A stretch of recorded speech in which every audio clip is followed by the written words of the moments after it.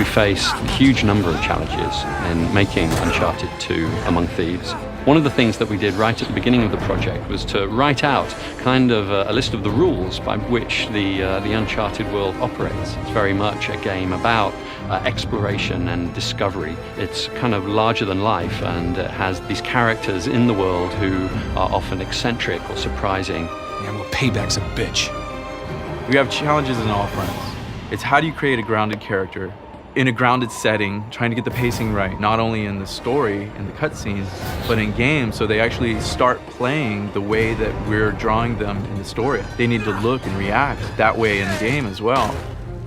When we set out to do the sequel, we just wanted to even do better at capturing that active cinematic experience, which is really, for us, capturing the charm and action and adventure and spirit of classic, action adventure that we all love, and making it interactive, so that anything we could do to make that experience in the player's hands, we wanted to improve from the first game to the second. And I think that's why we get the effect of people not wanting to put the controller down.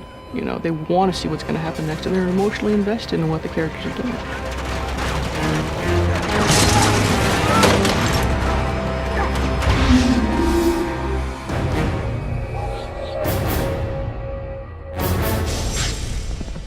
He's got a really unique character in Nathan Drake, so we really wanted to delve deeper into the character, figure out what makes him tick, and expand the cast of characters to allow him to have a lot of different individuals to play off. Nate, this is Carl Schaefer.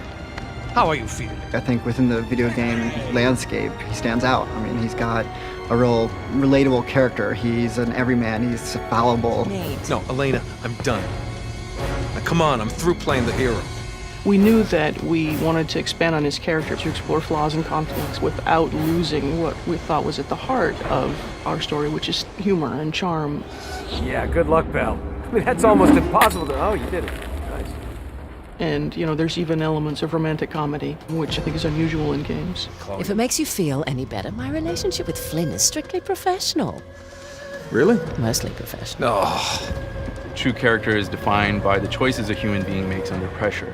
So that's what we try to do with Nate, is throw something at him that just pushes him enough, right, up against the wall, that forces him to kind of be cunning and skillful, and then thus become the hero in the story. And that becomes sort of the core of the story, is seeing, when people are put in a crisis, their real character comes out. And then how the people he surrounds himself with, his friends and his colleagues, react to the same crises, and what that says about his character. We've got Sullivan and Elena, and a new character, Flynn, who's a longtime partner and associate of his, and Chloe Fraser, who's his sort of new romantic interest. I'm sorry, do you have a plan to go along with that grenade? Yes, I do. And all these people sort of are satellites around him that reflect different aspects of his personality and pull him in different directions. And then we want to just see what happens when the shit hits the fan. We can't just leave him here to die. He is as good as dead already, and so are we if we don't go now. Then go. Yeah, nobody's stopping you.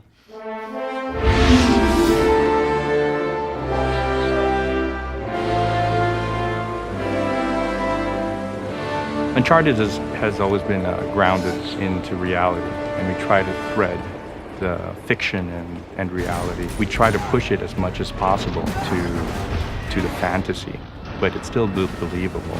We've always wanted this very lush and colorful world. We want just vibrancy in all of our textures, detail. It's just all about detail, detail, detail. Some of us actually been to the Gompas in Nepal and Tibet, and we look at the location and the culture and how rich the architecture is, and just how they've developed their culture and the colors and the design. And sometimes reality is better than almost anything you can create. The big picture and the details. You can't have one without the other. So we'll do a variety of different types of concept art. We'll start off with sort of the big production paintings that give you the breadth and scope of what the level's supposed to look like. And they'll do tons and tons and tons of pages of, what do the pipes look like? What does this look like?